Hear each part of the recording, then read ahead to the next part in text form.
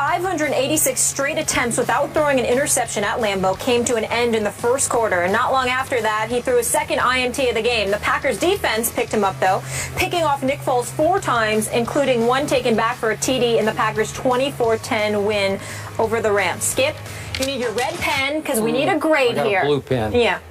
Play teacher for us. Yes. Grade Aaron Rodgers' performance yesterday. Stephen A., you have trained me over the years to set my bar extraordinarily high for your bad man that is Aaron Rodgers. By far, according to you, the best quarterback in all the world. In all the land. Just talent-wise. I don't understand that definition. Well, he doesn't have the numbers yet to sit there and eclipse the Tom Brady's. But because he is the most gifted quarterback in all the land, all the world, all the galaxies. Yeah, all the galaxies. I like that. Let's use that. Okay. Because of that, I have to grade him on a really severe curve here, right? I do. So I'm going to give him a D as in dog. I'm not calling him a dog, but I'm just saying that he had kind of a doggy game by his standards. It's not disrespectful. It's just the God's truth. It's the God-awful truth is what it was. Because once again yesterday, and by the way, does Green Bay get to play every game at home? Do they have 16 home games? Every time I look up, he's playing at home. Doesn't it feel like that? They're home like the next 4 weeks. It's just like, well, what's the deal with them? Write this down. How does he pull that off? Well, y'all can pull up the Green Bay Packers schedule on the screen to show how Skip lies to the American people on a daily basis. So back to the grade. Okay, so Aaron Rodgers turns the ball over not once, twice. He turned the ball over 3 times. Obviously, he had a remarkable, all-time astonishing streak of going without interceptions at home. And he got a little bit of a bad break on a tip ball that turned into interception number 1. But then he threw interception number 2. And then, I don't know if we have this video handy, but he actually threw interception number 3 right into the breadbasket of Nick Fairley. Can we see this? And hits him right in the stomach. And, of course, what? Wow, it's right in your stomach. Oh, you could have run with it. Of course, Nick Fairley weighs 300 pounds, and he doesn't catch many footballs, and Aaron Rodgers threw it a little bit, put too much mustard on it, and poor Nick Fairley couldn't hang on to what should have been interception number 3. On the next play, Aaron Rodgers coughed the ball up, got stripped from behind. They recovered, and here they went. And somehow, Nick Foles, as I always say, he's not fool's gold, he's Foles gold. 4 interceptions and a QBR on a scale of 0 to 100 of 2. He had a 2 QBR yesterday. He was off yesterday. And by the way, they also missed 3 field goals yesterday at Lambeau. Greg the leg. He was, I don't know what happened to the leg. How do you guys come up with this stuff? I don't know, but seriously, he missed 3 field goals, and somehow the Rams hung in this game against the vaunted Green Bay Packers, who have a very good defense. They're all over the field. Clay Matthews just creates havoc on every other play.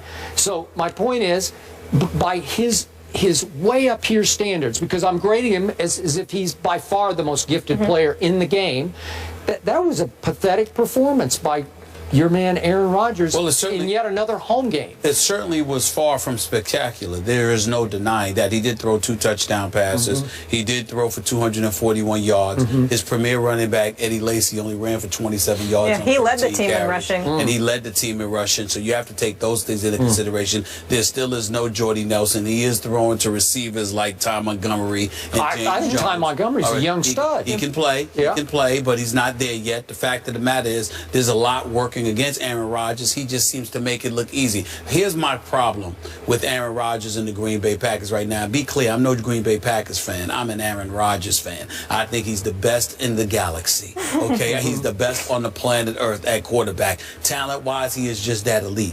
What I will say to you, however, is that I do think they tend to play down to competition. I do think that, you know, the stiffer the competition, they play down to it. When he needs to score points to win, he does just enough. If he doesn't need to score that many points, you see errors made. Now, the first interception of Laurinaitis got tipped off, and he ultimately picked it off. The second one was questionable because it touched the ground, but the bottom line is an interception. That's what it counted as. You can't get stripped for a fumble either. You got to protect the football, which he did not do. So all of those things he's definitely accountable for. But in the end, the reason why it was an awful performance is because we're talking about Aaron Rodgers. We're not talking, if this was a Jay Cutler performance, he deserves an A, because we ain't used to seeing that from him. But because it's Aaron Rodgers, it would be a D performance, because you're going to give him a D? Yes, I am. Wait, Stephen A. Smith just said Aaron Rodgers gets a D? Yes, I am. D is in dog. Yes, I am. No, not a D as in dog, just a D. You need to read the positive dog. Just a D, just a D, because I expect more from the greatest quarterback in the NFL right now, in Aaron Rodgers. Wow. And Groundbreaking. he came up significantly short. Let me tell you who will get an A grade from me. Credit to you. This dude, Todd Gurley, I knew looks it, though. special. Yeah. He looks special. Now, again, I knew he was special coming out of Georgia. My question about him is still a question. I know. His durability. I never once questioned the great abilities of Todd Gurley. What I question is his durability, and speaking of that, my heart goes out to Nick Chubb. That was a Georgia. That was a nasty, ugly It sounded knee like injury. it wasn't quite as bad as it could have been. They're saying it's pretty. He's out for the year. I can tell you that much. And that looks bad. It seems to happen to these guys at Georgia recently. I wish him nothing but the best. But Gurley, I'm just hoping that he can stay healthy, because if he can stay healthy, Fisher's doing some good things in St. Louis, although it appears that Nick Foles is regressing.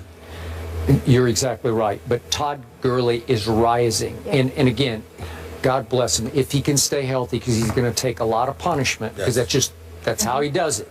But even yesterday, he carried 30 times for 159 yards, and in the second half, because I must admit I was rooting for the Rams against his bad man, I was saying just give it to him again and again and again, because it looked like Green Bay was getting worn down against Gurley, like they were getting tired of trying to tackle him, and he was turning 1 yard into 3 yards and 3 yards into 5 yards. And not only that, they were applying so much pressure to Nick Foles. They were. I mean, you know, 2 of the interceptions he threw was inside their 10-yard line, if I remember correctly. So I'm just looking at it from the perspective that, you know, there's no excuse not to give Gurley the ball, because he's showing you that it'll pay dividends, where your quarterback is showing the complete opposite. Right. So back to our Seattle discussion. Now we see what Arizona is, and we see what the Rams are, who especially play well against the teams in the division, as we've seen what they've already done to Arizona and Seattle. So this division is starting to tighten up, right? It's going to be a battle. Absolutely.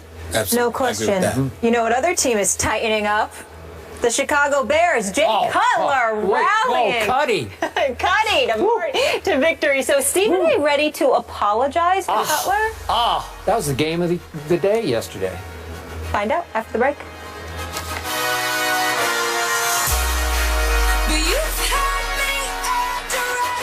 First Take is brought to you by Ford Service. When your Ford needs service, you need the specialists at Ford.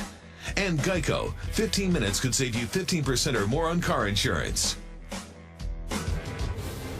Tonight, it's the Week 5 edition of Monday Night Football at 8:15 Eastern on ESPN. Steelers take on the Chargers. Coverage begins with Monday Night Countdown at 6 on ESPN.